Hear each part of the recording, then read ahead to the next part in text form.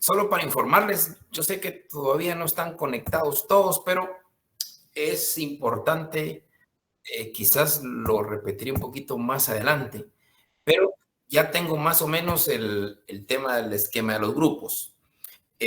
Van a ser 30 sentencias.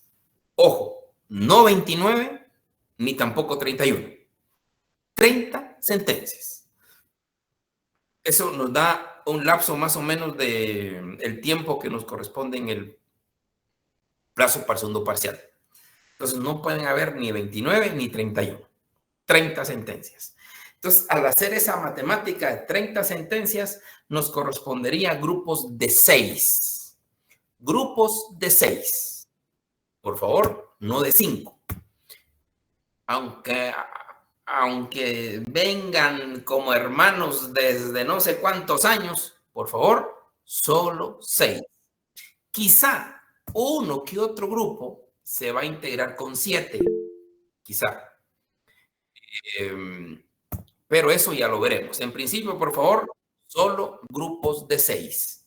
Entonces yo rogaría que un compañero o una compañera, que siempre hay personas con valiosa disponibilidad y es algo que se agradece de todo corazón, que siempre lo hay, que nos haga el favor de empezar a hacer el listado de grupos de 6. Yo sé que esta sección es la que tiene más personas, pero se puede hacer. Lo ideal sería para el próximo lunes, que es presencial, pero yo sé que es lo ideal. Pero podríamos dejarlo, si no se puede este lunes, para el próximo viernes, que es presencial, ya me pueden dar ustedes físicamente los 30 grupos. Por favor, los 30 grupos, porque van a ser 30 sentencias. Y de una vez el próximo viernes les daré a cada grupo su respectiva sentencia para que la empiecen a buscar, analizar y esperar el tiempo de la exposición. Así que, por favor, repito, van a ser 30 sentencias. Haciendo el cálculo, 6 personas por grupo. O sea, van a haber 30 grupos. Independientemente, yo calculo que con 6 personas por grupo es más que suficiente. Y va a haber unos y otros que se nos van a colar de 7, pero eso es por la misma necesidad, porque no voy a habilitar 31 sentencias, solo 30.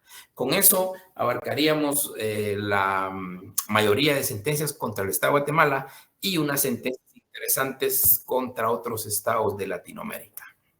Bien, por favor, ruego nuevamente que un compañero o una compañera por ahí que nos pueda proporcionar ese listadito de los 30 grupos, por favor, solo 30 grupos. Yo sé que se puede, yo sé que se pueden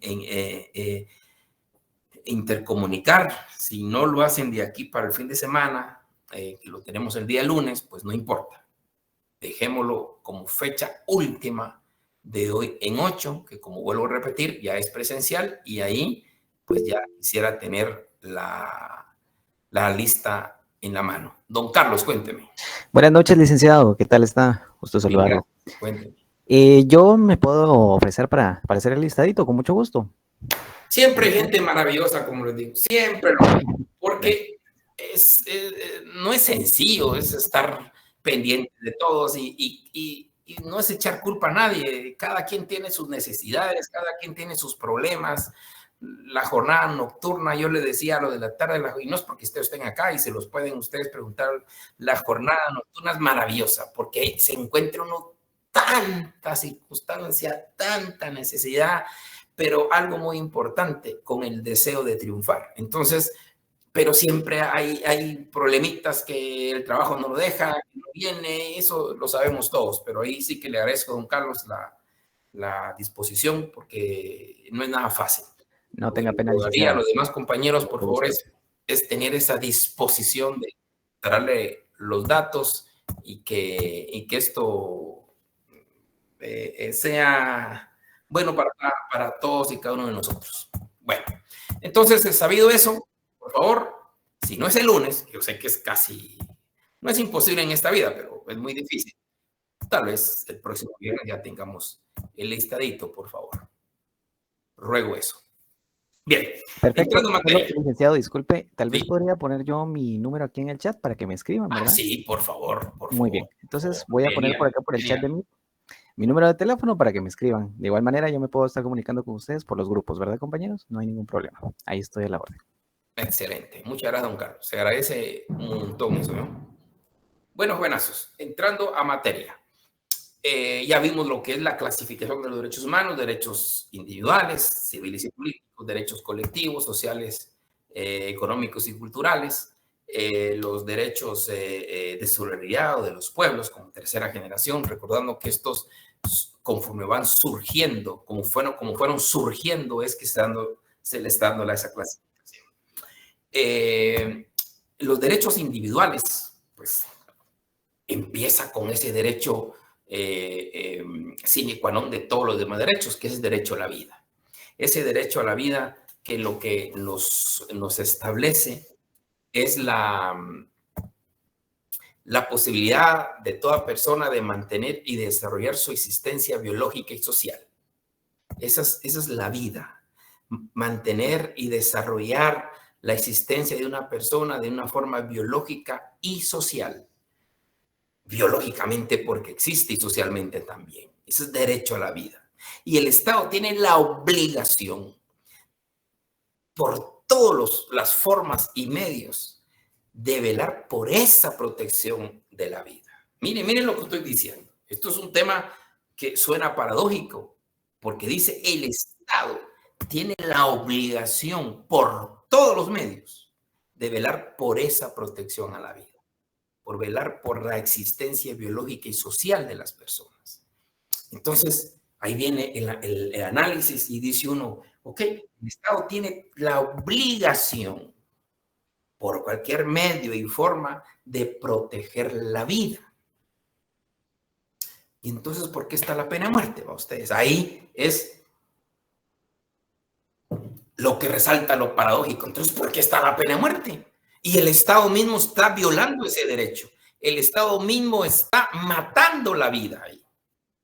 Porque son delitos penales, no, perdónenme. Aquí está diciendo que el Estado tiene la obligación de velar por cualquier medio y forma para proteger la vida de cualquier persona.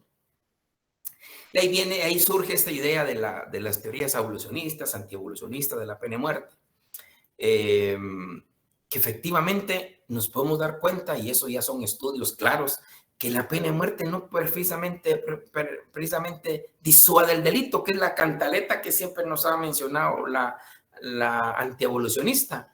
Es mentira. Miramos al presidente de Salvador, no ir tan lejos. ¿Acaso aplicó la pena de muerte para reducir violencia, reducir maras? Utilizó métodos que también son cuestionables, pero no la vida. Ahí está, o sea, es mentira que solo con la pena de muerte se disuade esa clase de delitos graves. Ya está más que comprobado. El grave problema de la pena de muerte es los errores judiciales. Errores judiciales que están a la orden del día de cualquier delito. Los errores judiciales. Máxime en este país donde no tenemos prueba científica de primera, ni mucho menos prueba técnica de primera. ¿Cómo hacemos constar que efectivamente fue el que cometió el hecho o participó en el hecho? Aquí con pura prueba testimonial. Yo recuerdo hace muchos años, estuve en una reconstrucción de hechos en una jornada nocturna. Y la pregunta es, ¿usted vio a fulano de tal disparar? El testigo, sí, yo lo vi. La otra pregunta, ¿usted usa anteojos comúnmente? Sí, usa anteojos. ¿Cuánto tiene de graduación? Ya me recuerdo cuánto la graduación, tanto. ¿Y esa noche tenía puestos los lentes? No, perdónenme. Y así condenan. Entonces, esos errores judiciales, vamos a ver más tardecito el tema de la seguridad jurídica, esos errores judiciales, en serio, ¿y cómo vamos a poner la pena de muerte como principal, sabiendo que tenemos una gran cantidad de errores judiciales? Y pasa en el mismo Estados Unidos. hace algún tiempo pasó una revista muy interesante sobre una historia verdadera de un afroamericano fue condenado a pena de muerte. Y él, su último deseo fue hablar por televisión y darle un mensaje a su familia, especialmente a sus hijas. Y le concedieron el deseo. Y de último, pues antes de la ejecutarle, un día antes de la ejecución de la pena de muerte, le llaman los medios de comunicación y él se expresa. Y la expresión fue simple, al decirle a sus hijas públicamente que no tengan vergüenza de él, porque él no había sido ningún asesino, nunca había cometido un solo delito. Y se los decía antes de la ejecución ilegal a la pena de muerte que le habían impuesto, por un grave error judicial. Él mismo lo expuso. Y solo ese fue su mensaje. Y al día siguiente lo ejecutaron. Pero a los 20 años sale el verdadero asesino de ese caso. La pregunta es, ¿cómo lo recuperamos? ¿Cómo subsanamos ese error?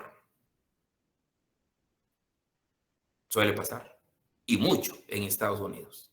No digamos en Guatemala, cuando las pruebas científicas casi no existen, cuando las pruebas técnicas tampoco, cuando las cámaras son borrosas, perdónenme.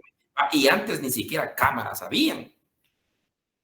Entonces, ese es su principal fundamento. Pero ahora, en conclusión, hoy por hoy ya no hay pena de muerte. No sé si ustedes se han dado cuenta que llevamos más de 20 años que ni un solo tribunal impone la pena de muerte. Por simple razón, ya se los he dicho, tenemos dos sentencias muy importantes. El caso Rascacó, que lo vamos a ver, el caso Fermín Ramírez, que lo vamos a ver, son sentencias claras de la Corte Interamericana de Derechos Humanos que impide la pena de muerte. La tenemos en la Constitución, la tenemos en el Código Penal, pero ya no se aplica. Es más, la propia Corte de Constitucionalidad hace como unos 6, 7 años, y eso aparece en su propio Código Penal. Usted revise su pie de página en su código Penal y ahí le dice en pie de página, esta pena fue declarada inconstitucional por el expediente tal. O sea, ya la misma Corte de Constitucionalidad determinó que ya no hay pena de muerte para esos delitos. Entonces, ¿qué político le va a venir a decir a usted que va a aplicar la pena de muerte? Perdóneme. ¿De dónde se va a sacar el político la pena? Si ahora ya no existe pena de muerte. Que aparece el artículo 18 de la Constitución, sí, pero ahí aparece nada más como adorno, porque ya no aparece en el Código Penal. Y tenemos otro tema. El artículo 4 del Pacto de San José, que lo vamos a ver, el artículo Pacto de San José claramente establece que a partir del pacto ya no puede regularse más penas de muerte. Estas penas que existían eran del año 73, porque nuestro código del año 73, pero el año 78 surgió el pacto. A partir de ahí se impide la delimitación de penas de muerte. Entonces, ya no puede aplicarse pena de muerte. Y eso qué bueno, porque es parte de los derechos humanos. ¿Cómo es que el Estado está obligado a proteger la vida, pero penalmente, no? Debe ser en general. Cuénteme, doña Jenny, perdone. Buenas tardes, Lick. Me sentí bien viejita con el doña. No, yo siempre lo digo, de veras, doña Jenny, no es por, lo hago por darles ese respeto a ustedes. Tan lindo, tan lindo. Lick, fíjese que a mí me ha surgido, la verdad, una gran duda, porque eso que usted está diciendo es inconstitucional la pena de muerte y el error que hubo, ¿verdad? Con esto de las ejecuciones, las ejecuciones, pues había un montón de casos en ese entonces, ¿verdad? Pero después de 1978, yo no sé si usted en todo lo que ha pasado se ha dado cuenta que en sí la delincuencia pues ha avanzado, y yo creo que así como ningún político puede decir, yo voy a poner la pena de muerte, ¿habrá una manera para poder reformar el Pacto de San José para que vean, o sea, eso de que matar, porque hay unos secuestran y matan, ¿verdad? Entonces yo siento, pues, ahí sí va la ley del talión, va ojo por ojo y diente por diente. Entonces, pues yo lo pienso de esa manera, pues, porque lo que hacen es, hay personas, bueno, le cuento yo, pues tuve una situación el día de hoy, casi me secuestran, fue una cosa horrible, la verdad, es como una paranoia, créame que todavía siento como temblorosas mis piernas, pero todavía me dieron las fuerzas para seguir corriendo. Y ahí es donde digo yo, y todos esos personas que hacen ese daño, que han dejado niños huérfanos porque han matado parejas, o matan al papá, o matan a la mamá. O sea, yo entiendo que, digamos, hay personas pues que están ¿cómo se dice esto? Como que están incluidos así como en las organizaciones estos de mareros y narcos y todas esas cosas, ¿verdad? Pero así como yo, una ciudadana cualquiera, dijo estudiante, como que qué o qué me podían haber, para qué o qué me iban a llevar. Mi familia no tiene dinero, pues. Y ahí es donde digo yo, bueno, y ahí la pena, ahí sí debería de ser la pena de muerte, pues imagínense, me secuestran, me matan y qué, después del error. Bueno, Esa es mi duda, ¿se podrá reformar o se podrá, así como si quisiéramos reformar algunos artículos o se pudiera, nosotros el pueblo pudiésemos pedir una Asamblea Nacional Constituyente, pudiésemos pedir, pero podemos hacer algo parecido para poder reformar ese pacto para que hayan cierto delito, o sea, ciertos delitos como el asesinato, el homicidio, puedan ser castigados, pues los que fueron con dolo, ¿cómo se llama? La pena de muerte para que lo puedan poner. ¿Habrá alguna manera? ahorita voy a aclarar. Doña Mayra, cuénteme. Yo apoyo lo que dice la compañera. Esos derechos humanos frenan la justicia, porque hay delincuentes que los agarran con la mano calientita, con toda la pólvora que expulsa el haber expulsado un balazo, con las huellas, el arma en la mano, manchados de sangre. Y todavía no les da pena decir que ellos fueron los que hicieron eso. Y a eso no se les puede aplicar la pena de muerte. ¿Cuántos muertos han provocado ellos? ¿A cuánta gente han dejado dañada, a veces hasta sin el que encargado de la familia, donde las madres tienen que trabajar y eso ya le trae consecuencias a los hijos? Aparte del duelo que deja y la psicosis y todo lo que trae, y como la compañera dijo, están secuestrando a la gente, la matan porque se imaginaron que tenía dinero, o la matan porque querían quitarle la moto, querían quitarle el carro, ojo por ojo y diente por diente. Okay. Así es que pues, el Pacto San Juan que mejor lo guarden y que impongan otra San cosa. Juan, usted, pero no, vamos a ser realistas, compañeros, estamos dando derecho en primer lugar. No podemos venir aquí a hablar como o tener los sentimientos como antes, porque ya estamos en segundo año de derecho. No podemos permitirnos nosotros mismos. Es cierto, tenemos impulsos, también hay comentarios populistas, porque es bonito escuchar, voy a matar a todos los barrios, pero ojo, no se puede. Estamos estudiando derecho. Me parece oportuno de lo de Jenny, pero si se puede reformar la Constitución, claro que se puede reformar, pero aquí caemos a lo mismo. La Constitución regula la pena de muerte, es que ahí no necesitamos reformar la Constitución. El tema aquí es el Pacto San José. Nosotros sí, eso era lo que yo le estaba diciendo. Sí, perdón, si se puede reformar el pacto. Claro que se puede reformar el pacto, pero necesita el consenso de todos los estados parte. Todos los estados parte. Entonces, pero es difícil y casi imposible que que los estados partes van a estar de acuerdo con la pena de muerte. La evolución es que no podemos estar de acuerdo con la pena de muerte. Yo respeto los criterios de quien. Yo sé que ahorita en su mente están, el día que le maten a sus hijos, seguro que me están diciendo eso. El día que le secuestren a su hijo, le quiten las cabezas y se lo lleven a su casa, eso quiero oír. ¿Será que ustedes me están diciendo ahorita exactamente? Yo he pasado delitos también, créanme, he pasado delitos. Mi familia también ha pasado delitos. Todos hemos pasado delitos en este ambiente, pero no sé si ustedes se recuerdan al inicio de esta charlita, dije que Bukele no necesitó imponer penas de muerte y contrarrestó el crimen. Es discutible o no, pero contrarrestó los delitos. Esa falacia que nos han inculcado que con la pena de muerte se va a acabar la violencia es mentira. Es mentira.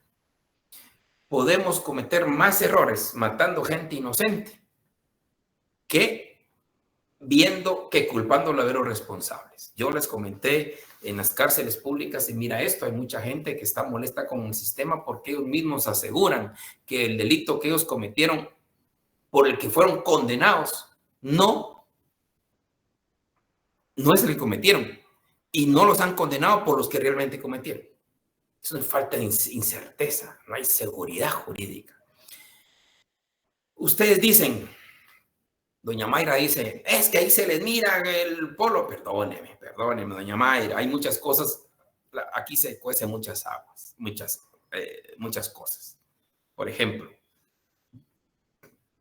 yo con conocimiento de causa les puedo decir, no solo errores judiciales, sino que existe en nuestro ambiente, en nuestro medio, ustedes no me dejan mentir, en nuestro medio existe la desconfianza policial. O yo no sé si todos le tienen confianza a la policía. Pregunto si todos le tienen confianza a la policía. Todos le tenemos confianza a la policía. Séame sincero, no, ¿le tienen confianza? No, licenciado. Confianza a todos los policías. Ok, vaya. Perdón, Eli, solo le quería comentar algo. Perdón, es que yo también tengo que avanzar, lo siento. ¿Qué sucede si ahora mismo salimos de donde estamos a las 8 de la noche y vamos a una carretera y vemos una patrulla policía? ¿Nos detenemos? Seguro que no, porque no le tenemos confianza. Bueno, estamos claros que no les tenemos confianza. Pero entonces, ¿por qué sí les creemos? Es que eso es lo paradójico que yo veo en nuestra población. ¿Por qué sí les creemos cuando nos dicen que fulano sí cometió el delito? O sea, nosotros no les tenemos confianza, pero paradójicamente les creemos cuando salen en las noticias diciendo él fue el que secuestró a tal niño. ¿Por qué sí les creemos eso? Es contradictorio, porque si no les creemos nada, ¿por qué sí les creemos cuando alguien dice él sí fue? Seguro que él fue.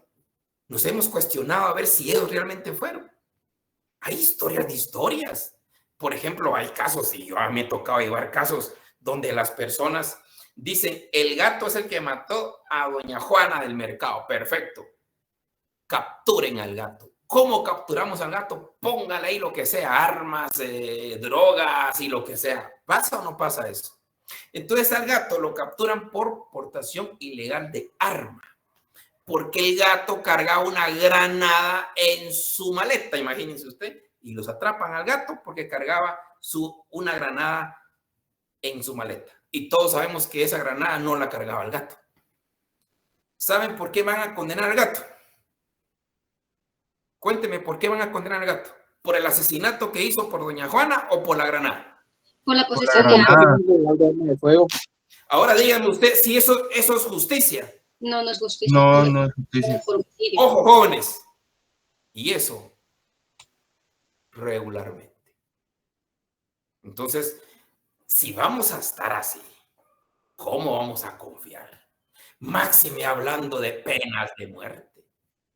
No, hombre, mientras lo más sano y lo más humano, porque aquí nos toca derechos humanos y yo nunca voy a estar de acuerdo con la pena de muerte, pero soy yo. Yo jamás les voy a decir a ustedes, miren, ustedes también, y jamás les voy a hacer una pregunta de semejante barbaridad, decirles, ¿está de acuerdo con la pena de muerte? Jamás. eso es cuestión de ustedes. Ustedes defiendan jurídicamente sus posiciones y mantengan sus posiciones. Lo único que les encargo es que lean, que investiguen, que profundicen más en el tema. No solo se queden con sus emociones, no solo se queden con lo que le dijeron, sino que trate de profundizar aún más.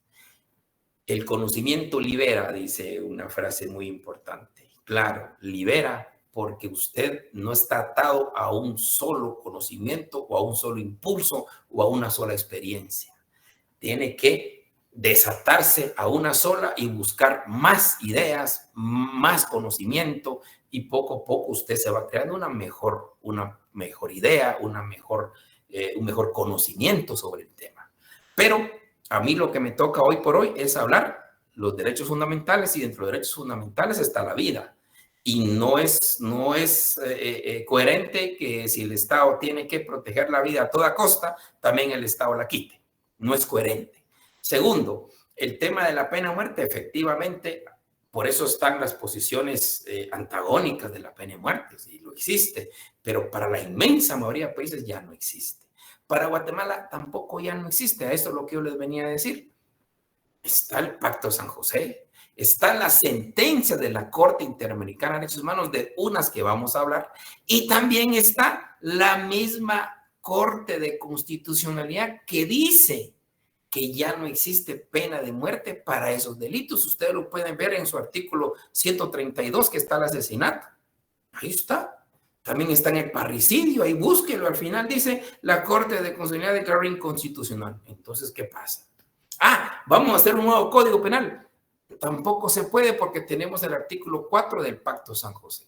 Y el Pacto San José es parte de nuestra convencionalidad. Y ustedes están viendo lo que es derecho constitucional, el ámbito de derechos fundamentales. La Convención de Derechos Humanos son parte de la Constitución. Entonces, perdónenme, lo que tenemos que hacer nosotros es, en lugar de caer en estas argumentaciones populistas, argumentaciones más internas, es buscarle soluciones a esta situación, que no es fácil, claro. Bukele lo logró. Tampoco estoy afamando lo que él hizo, porque también hay muchos cuestionamientos, pero lo que le quiero decir es que se pueden buscar otras alternativas.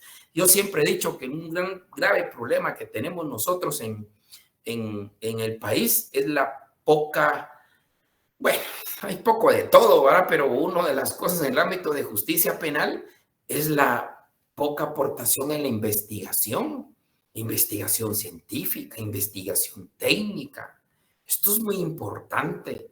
Y ustedes recuerdan, en derecho penal se vio lo que es la prevención general negativa, la prevención general positiva, y lo más importante es que esto no se vuelva a reproducir.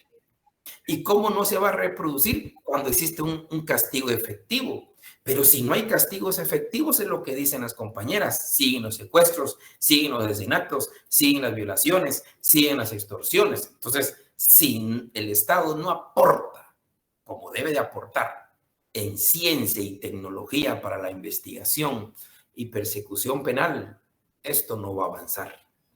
Y la pena de muerte va a ser lo mismo. Al contrario, podemos establecer en años que se juzgó y se condenó al equivocado, que hay muchos. Vuelvo a insistir, esa cosa de la granada, ustedes han escuchado, se encontró una granada, ahora son celulares. No, primero era droga, se le encontró, se le detuvo porque venía caminando sospechosamente, decía el prevención policial. Y al hacer un registro superficial se encontró en su bolsa de su pantalón del lado derecho 6 envoltorios de papel periódico. En el interior se encontraba un contenido de posiblemente hierba denominada marihuana. Así textualmente las provisiones policiales, para detener a las personas. Si usted va en esa ruta y usted, siendo obediente, tiene desconfianza, pero es obediente y se detiene, ¿qué piensa usted? ¿Qué le va a pasar? Eso ya no se lo digo, usted ya se lo imaginará. Entonces, y después usted es condenado por droga. Después usted va a salir en nuestro diario con los policías así, detenida, Y los policías, ¿qué van a decir? Detenida porque llevaba un kilo de cocaína. Y nosotros de su clase vamos a decir, de verdad, va, sí, algo miraba yo de ella. Sí, es cierto. Perdónenme, suele pasar. Pero ya no quiero hablar sobre eso. Me quedo con que la idea de los derechos humanos efectivamente es proteger la vida. Entonces no podemos estar permitiendo que venga el Estado con equivocaciones, con errores, a quitarla. Entonces no corramos ese riesgo. Se le llama en doctrina la lotería del siniestro en muchas ocasiones. Yo sé que don Jeremías, don Melvin quieren hablar, pero poquitito, por favor. Solo al grano, lo siento, porque estamos contra el tiempo. Sí, buenas noches, doctor y compañeros. Sí, la incógnita es qué va a pasar. Por ejemplo, usted hablaba de Bukele. ¿Qué va a pasar cuando ella termine su temporada? Porque nadie es eterno en ningún puesto. Sí. Va a llegar otro político y va a buscar la manera. Es igual como en los juzgados, que solo esperan que se vaya el titular y el vacacionista libera al delincuente. Porque eso se da. Y no puede ser algo que se puede tapar con un dedo, pues, porque es la realidad que se ve, pues. Entonces, ese es ahorita, pero el mañana, ¿qué se puede esperar de todos que están adentro? Esos no van a salir con aquello, vienen con el resentimiento social para afuera, licenciado, únicamente. Sí, no está bien. Este es un tema complicado. ¿Cómo vamos a ver el futuro usted? Pero lo que le estoy diciendo, el mecanismo sin imponer penas de muerte. Eso es lo que me quiero decir. Don Melvin, cuénteme. Lo que pasa de que no nos hemos puesto a analizar cada uno de esos artículos en su totalidad, Lick, porque usted nos está hablando ahorita del artículo 4 del Pacto de San José. Tenemos el artículo de la Constitución, tenemos el Código Penal. Entonces, no... Y todavía encima, todavía aparte de, todavía tenemos lo que dicen los derechos humanos. Entonces, para deber de hacer una reforma y poder plantearlo bien, tendremos que ver exactamente qué es lo que vamos a proponer para poderla activar, sin vulnerabilidad de lo que es el derecho humano en común. Pero solo el Pacto de San José, en lo poquito que lo leí ahorita, literalmente él no deja un espacio para poderlo hacer. Si nos vamos a la Constitución dice exactamente lo mismo, y yo creo que el Código Penal dice exactamente lo mismo. Entonces, para deber de reformarlo, tendremos que plantearlo exactamente qué exactamente va a hacer que se active la pena de muerte. Es difícil. Pacto San José, don Melvin, y la sentencia de la Corte Interamericana y la sentencia de la Corte de Constitucionalidad. Si no les basta lo de la Corte Interamericana de Derechos Humanos, bástales un poco la Corte de Constitucionalidad, pues vean sus artículos del Código Penal, no me lo estoy inventando yo, pero vean el pie de página. Ya están declarados inconstitucionales. Bueno, entonces, licenciado, disculpe. Nos votan de una vez, licenciado, solo el Pacto de San José. Sin necesidad de meter a más artículos de otros. También la Corte de Constitucionalidad. Y recuerden sí, que la función de la Corte de Constitucionalidad es el control normativo. Bien. Bueno, jovenazos. Entonces, interesante el tema de la pena de muerte, yo lo sé. Máxime ustedes que son, pero que les gusta mucho el diálogo. Pero hay un tema importante también, ¿cuándo inicia la vida? Porque estamos hablando del derecho a la vida. ¿Y cuándo inicia la vida? ¿Cuándo está la muerte? La vida, pues no tenemos, solo dice la concepción, pero recordemos que viene la Corte Interamericana de Derechos Humanos y nos señala cuándo exactamente se da la concepción. Y ahí yo les dije la vez pasada, la unión de la doctrina de Roxin con la Corte Interamericana de Derechos Humanos se unen a través de la teoría de la anidación. Es un tema que nos van a explicar en la sentencia contra Costa Rica. Pero algo muy importante es cuándo es la muerte. Ustedes están viendo su código penal, su derecho penal, y me imagino que ya les explicaron en dónde está el fundamento de la muerte. Porque ustedes dicen, quien diere muerte a una persona, quien diere muerte, ¿dónde se regula la muerte?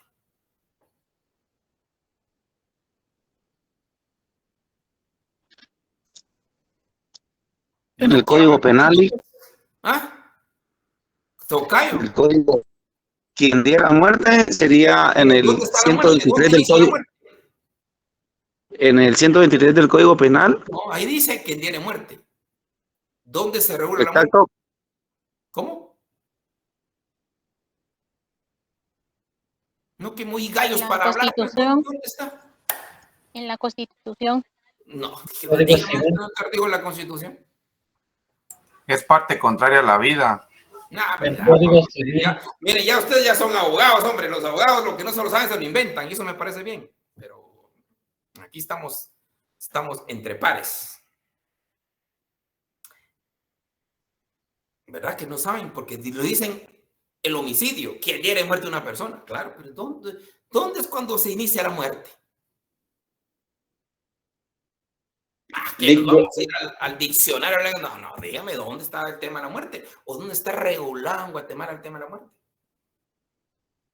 Pero como estamos ya avanzando en el tiempo, no voy a entretenerme en esto.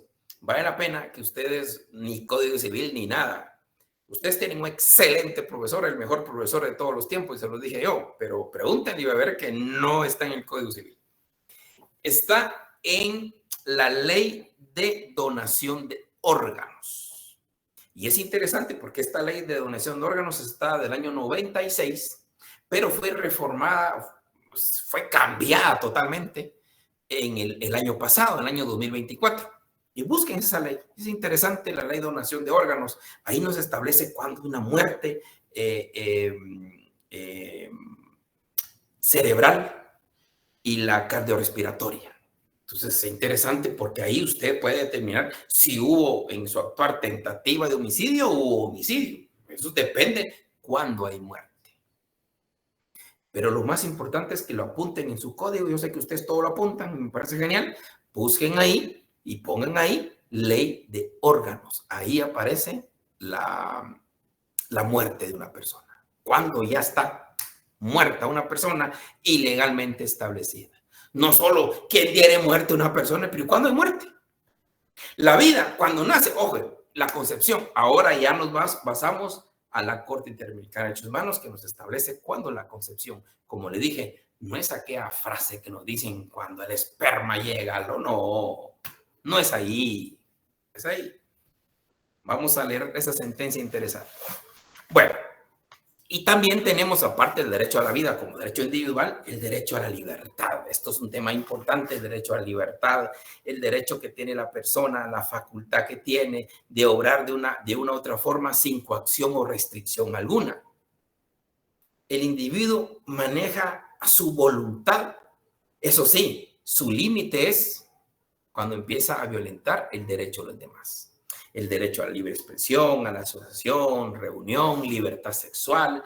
Recordemos la diferencia entre libertad e indemnidad sexual, que los mayores tenemos libertad sexual porque podemos hacer con nuestro cuerpo lo que queramos libremente, mientras que los menores tienen indemnidad porque ellos, la doctrina y la jurisprudencia señala que los menores no tienen libertad, tienen indemnidad porque ellos no están libres en disponer. Por eso se les protege aún más. Entonces, pero la libertad, algo muy importante. Nosotros, como ciudadanos comunes que somos, tenemos la libertad y el derecho de hacer todo lo que la ley no nos prohíba. Esa es una gran ventaja de nosotros, los ciudadanos comunes. Ahora, los funcionarios sí tienen otra responsabilidad mayor, que ellos solo pueden hacer lo que la ley les permite. Mire qué interesante esto. Lo que pasa es que no se ha profundizado más, pero sí se debe profundizar más, porque a raíz de eso se logra establecer del funcionario el abuso de autoridad. Mientras no se logre juzgar por abuso de autoridad, porque los funcionarios muchas veces hacen más de lo que la ley les permite. Entonces, pero hablando de libertad, esa es la libertad como parte de nuestros derechos individuales. Y es interesante ver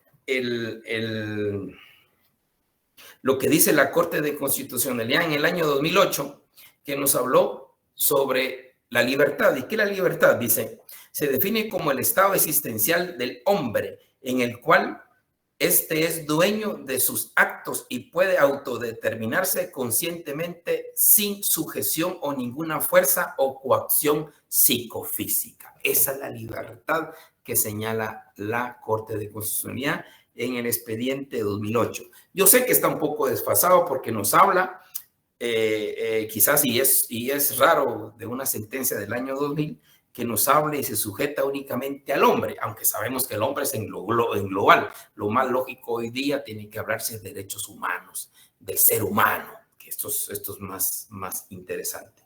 También hablamos la Corte, el Tribunal Europeo de Derechos Humanos zanja en esta sentencia una sentencia interesante sobre que la libertad individual puede ser sujetada únicamente por autoridad judicial, por peligro de fuga, obstaculización a la investigación penal o por un impedimento migratorio, o porque también puede estar sometido a enfermedades que puede propagar. Entonces es la forma única que se puede detener esa libertad individual de las personas y por orden estricta de juez o autoridad migratoria correspondiente. Así también tenemos la Corte Interamericana de Derechos Humanos en el pie de página número 16. Es interesante el caso Rosendo Cantú versus México. Usted lo puede leer en el pie de página 16. Interesante resulta porque son de los casos que comúnmente nos han pasado en nuestros pueblos, tanto en México como en Guatemala, cuando las víctimas tienen que declarar varias veces, máxime en los delitos sexuales. Las víctimas pueden declarar hasta 4 veces. Es algo que aquí en esta sentencia en la Corte Interamericana le dice a los estados, ya no más. Una pobre víctima tiene que hablar con el policía y le narra todo lo que pasó. Después se va al MP a narrar todo lo que le pasó. Después se va con la psicóloga a narrar todo lo que pasó. Y después se va con el juez a narrar todo lo que pasó. Mire, esa es una revictimización grave que todavía se hace, a pesar que la Corte Interamericana de Derechos Humanos ya ha establecido que eso no puede darse. También en el tema de lo que ha pasado acá en Guatemala con las desapariciones de personas, de mujeres, las alertas que han acontecido últimamente, pero es por las sentencias de la Corte Interamericana de Derechos Humanos. Vamos a ver las sentencias de Claudina Velázquez, por ejemplo, que fueron importantes y que hoy día está retomando el caso, porque creo que no sé si esta semana o la semana pasada detuvieron a 2 personas sobre ese caso y las sujetaron a proceso. Porque el caso de Claudina, al igual, y Claudina era compañera nuestra, era de esta Facultad de Derecho, que ellas, a través de la sentencia de la Corte Interamericana de Derechos Humanos, se estableció, no solo contra Guatemala, sino que también contra México, que desde el momento en que una persona se tenga noticia de su desaparición, se tiene que alertar a todas las autoridades. ¿Sabe qué pasaba hace unos 10 años en Guatemala? Y en México igual. Desapareció mi hija, iba a decir usted. La policía le decía, esperemos protocolo 24-48 horas. Era la lógica. Esperar 24-48 horas. Porque puede estar con su novio, puede estar con una subtía. Esperemos. Perdóneme, esa era la lógica. Hoy esa lógica no existe. Y eso es lo bonito de la evolución de los derechos humanos, porque es parte de los derechos humanos. Hoy esa lógica ya no existe. Hoy nomás desaparece una persona o tienen noticia e inmediatamente se alertan todas las autoridades. Y ustedes, no sé si ustedes han dado cuenta que esta alerta Isabel Claudina, un 85 a 90% de efectividad tiene. ¿Cuántas mujeres no las han reportado desaparecidas y después aparecen en Izabal, aparecen en Coatepeque, aparecen en Sololá, aparecen en Petén? ¿Por qué? Por las alertas. Entonces sí funciona. Pero ¿qué pasaba antes? 24 horas. Si bien le iba a la mamá de la niña, A las 24 horas ya estaba en Rusia o ya estaba bajo 3 metros de tierra, lo que le pasó a Claudina. Entonces, son avances que ha hecho y ha promovido la Corte Interamericana de Derechos Humanos, pero obviamente con base en casos reales que los estados han fracasado en sus investigaciones o en su actuar inmediato. Bueno, entonces el tema de libertad muy importante, también el principio o el derecho a la igualdad. El derecho a la igualdad es algo muy lindo. Lamentablemente, a veces lo malinterpretamos porque consideramos que el derecho a la igualdad es que nos traten igualmente a todos. Eso es lo que muchas veces creemos nosotros, que el derecho a igualdad es que nos traten igualito a todos. Y no se puede. No se puede. Ahí está el derecho a la igualdad. El derecho a la igualdad es tratar en forma desigual a los que son desiguales y tratar en forma igual a los que realmente sean iguales. Es el derecho a la igualdad. Tratar en forma desigual a los que son desiguales y tratar en forma igual a los que realmente son iguales. Ese es el derecho a la igualdad. Yo, perdonen, pero durante todo este transcurso del semestre me vuelvo muy odioso en un tema que espero que algún día ustedes lo planteen, algunos de ustedes lo planteen, que eso me encantaría. Las pasarelas de la municipalidad. Yo no las aguanto. ¿Cómo tratar en forma desigual si somos desiguales? ¿Por qué las pasarelas, las gradas solo están destinadas a las personas que pueden subir gradas? Dígame si eso es derecho a la igualdad. Frente a la persona que anda en silla de ruedas, frente a la persona que anda en muletas, frente a la madre que anda con carruaje, con 1 o 2 niños. Dígame si eso es igualdad.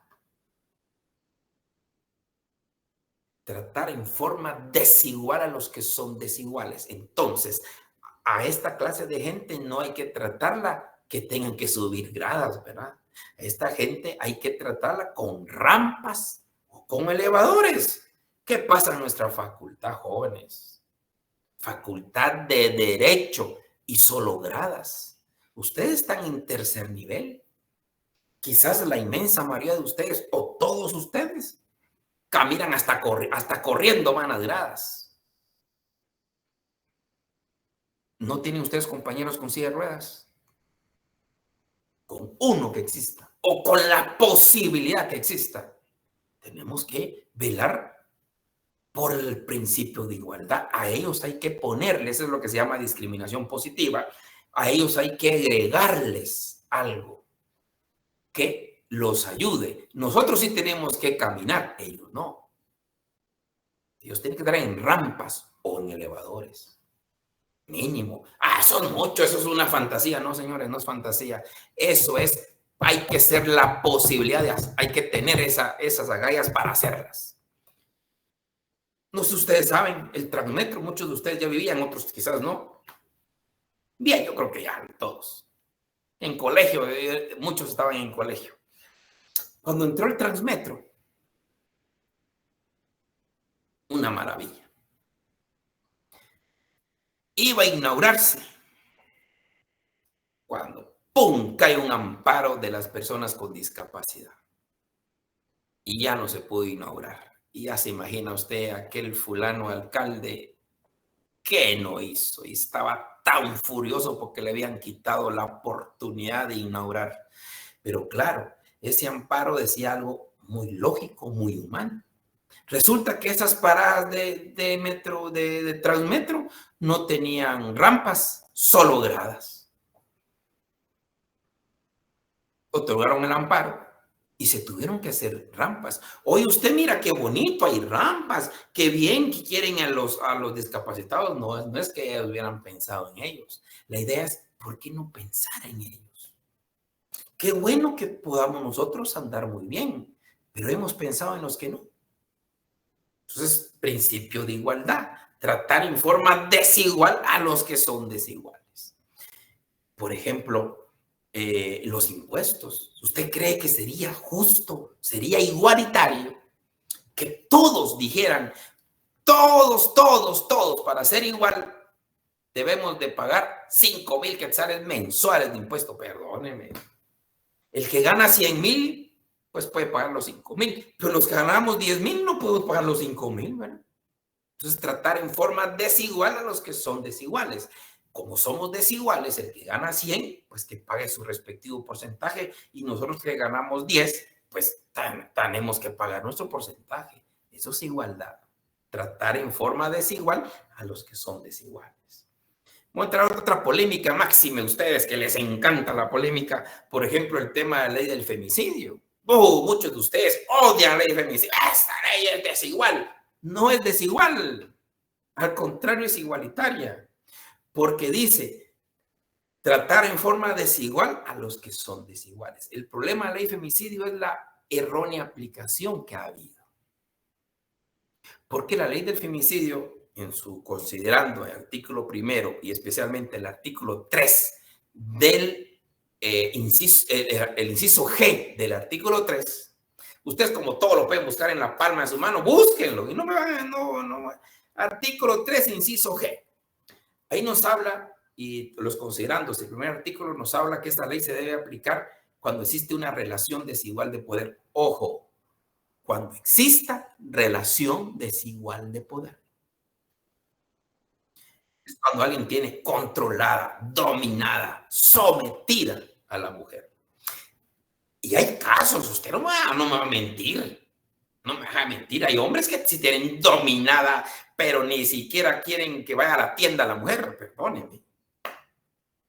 Para ellos es esa ley. Pero no me venga a hablar de personas que tienen una posición distinta, personas de clase política alta, de otras magnitudes, queriendo que se le aplique la ley. Perdónenme, no, para ellas no se hizo la ley, se hizo para ese grupo de mujeres que está sometida, controlada y dominada. Ahí entra la discriminación positiva. Hay que darle esa herramienta, tratar en forma desigual a los que están en desigual de condiciones. Quizá lo que hace falta es, porque quizá hay hombres, se pueden dar algunos hogares, puede darse algunos hogares donde unos hombres estén así. Poco más raro por la fuerza física en sí de los hombres, que puede darse. En ese sentido, todavía quizás faltar una ley para los hombres en ese estado. Bueno, también en funciones públicas se puede dar, o en funciones privadas también se puede dar ese sometimiento, control y dominio que puede tener una jefa sobre alguien, ¿verdad? Ahí también se podrá aplicar la igualdad con otra norma. Es tratar en forma desigual a los que están en desigualdad de condiciones.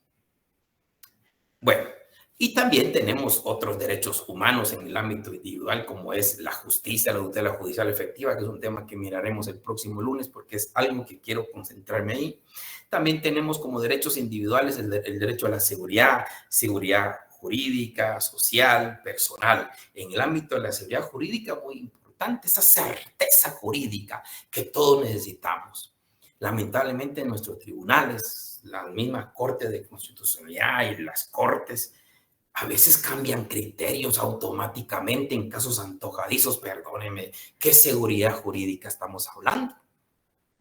Eso es parte de los derechos humanos. Claro que en esos cambios de criterios casuísticos cabe acudir a la Corte Interamericana de Derechos Humanos.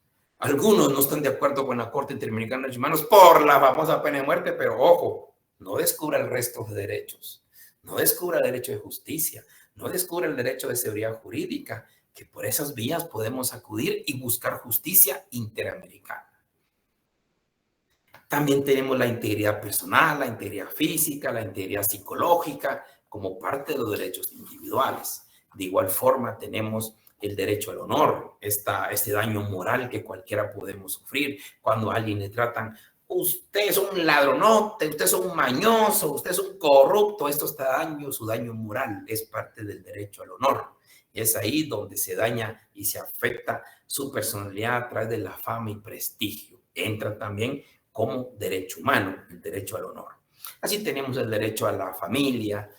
Todos tenemos un derecho a formar familia. aquellos niños abandonados, tirados, también tienen derecho a una familia. Eso es parte de los derechos humanos, de los derechos individuales, el derecho a la intimidad. Hay un interesante que se los quería mencionar en el ámbito del derecho a la intimidad. En pie de página del Tribunal Europeo de Derechos Humanos, que en algo ya lo hemos mencionado, el Tribunal Europeo de Derechos Humanos dice, reconoce que el ruido, escuchen esto, me encanta, para que ustedes lo puedan profundizar un poquito más, dice, el ruido puede llegar a provocar una violación al derecho a la intimidad domiciliaria, es lo que hemos dicho. Esos ruidos, el vecino a todo volumen, las iglesias a todo volumen, las cantinas a todo volumen. Ojo, es una violación al derecho de intimidad domiciliaria y lo pueden ustedes encontrar en este pie página 26 con el fundamento de la sentencia del Tribunal Europeo de Derechos Humanos. Es Europa, sí, pero la Corte Interamericana de Derechos Humanos se fundamenta muchísimo en esas sentencias del Tribunal Europeo de Derechos Humanos. O sea, es importante porque a veces nos creemos que tenemos que soportar las costumbres ajenas que nos ofenden, perdónenme. Tenemos que defendernos de nuestros derechos humanos. No hay justicia en Guatemala porque vamos al juzgado municipal, vamos a los juzgados ordinarios, vamos al ámbito constitucional y no logramos justicia. Vamos a la Corte Interamericana de Derechos Humanos. Se ha logrado mucho, muchísimo. Pero tenemos que actuar. El problema es cuando permitimos que esta gente crea que tienen el derecho de violar nuestra intimidad domiciliaria. A eso lo quiero quedar. Ojo, interesante empezar a estudiar y analizar este tema. El ruido nos afecta en nuestra intimidad domiciliaria, parte de derechos humanos. La nacionalidad es el vínculo que existe una persona con una nación. El asilo es un derecho humano también. Cuando hay una persecución política en su país, usted puede ir a otro país para asilarse, para protegerse. Son parte de derecho humano individual. Elegir y ser electo, derecho humano individual, de los derechos civiles y políticos, el derecho a petición, el derecho a reunión, el derecho a asociación. Son derechos humanos, en derechos individuales, derechos civiles y políticos. Estos derechos civiles y políticos, recordemos que tienen su propio pacto, su pacto internacional de derechos civiles y políticos. O sea, tenemos un pacto internacional de estos derechos individuales. Derecho a la vida, derecho a la igualdad, derecho a la justicia, derecho a la reunión, derecho al asilo, derecho a la nacionalidad, derecho a la propiedad. Es parte del derecho individual. Usted tiene derecho a que le proteja su vehículo, proteger su casita, proteger sus bienes. Eso es parte de un derecho humano también. Es un derecho humano que el Estado se lo debe de proteger. Pero si el Estado no se lo protege, ¿a dónde tiene que acudir? Ahí sí pensamos en la Corte, ¿verdad? Ahí sí pensamos en la Corte.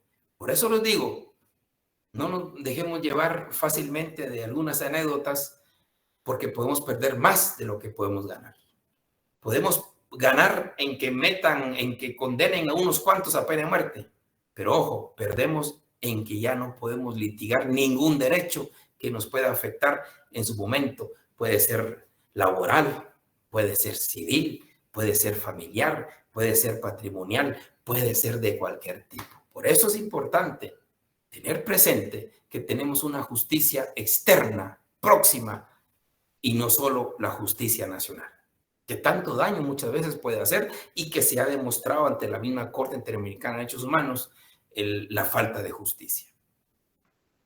Y a estos derechos individuales, jóvenes, aparte de saber que tenemos un pacto internacional de derechos civiles y políticos y el Pacto San José, esos derechos también localicémonos en la Constitución. En la Constitución tenemos derecho a reunión, derecho a petición, derecho al asilo, derecho a la nacionalidad, el derecho a la propiedad, derecho a la intimidad, derecho a la justicia. Ahí están en nuestra Constitución cada uno de estos derechos individuales.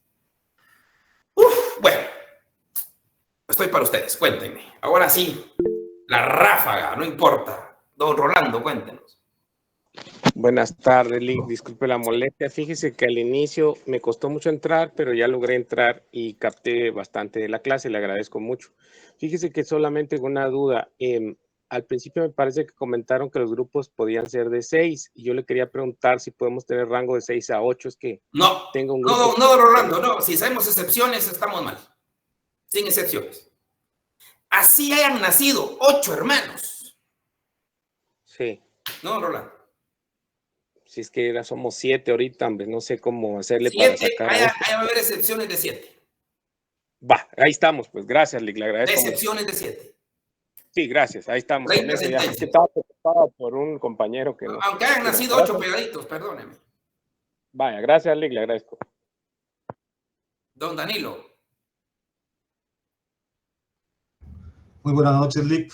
Sí, cuénteme. Dice Lick que me surge una duda con respecto a los derechos humanos. Bueno, me surgen varias, pero tal vez se podría interesante.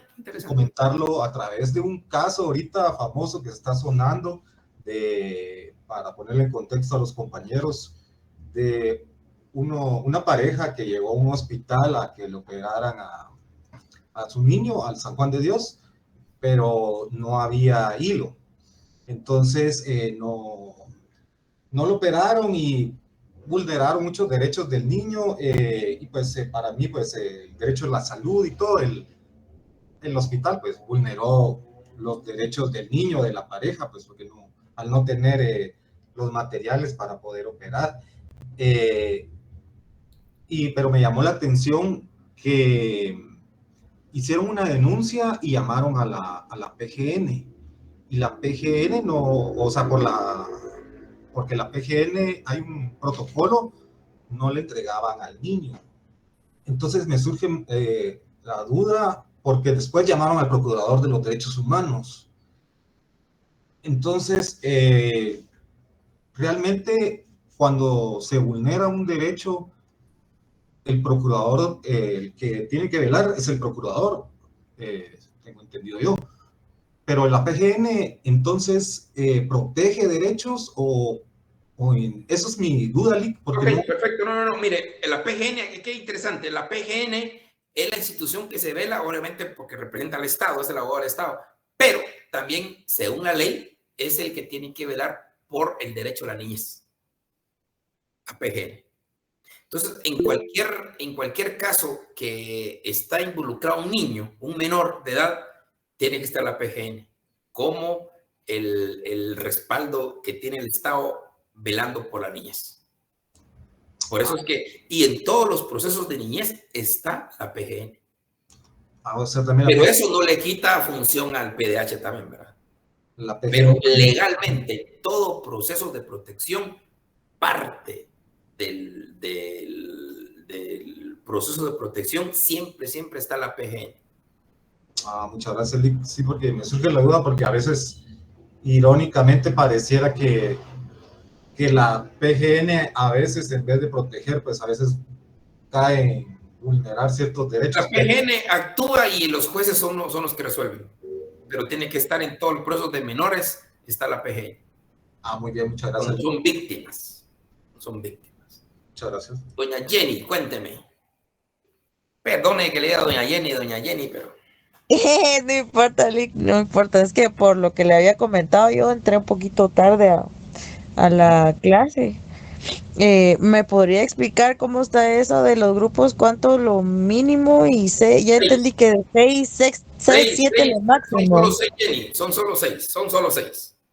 Son solo 6 integrantes. Sí. Okay. Va a haber excepciones de 7, pero esos los miraremos porque pueden ser 30 sentencias. Ok. Perfecto, Lick, gracias. Bueno, compañeros, pasen buena noche. Nos miraremos el lunes ya ahí en persona. Ahí, si quieren, línchenme, no me importa. Ahí vamos a... Gracias, Lick. Buenas noches.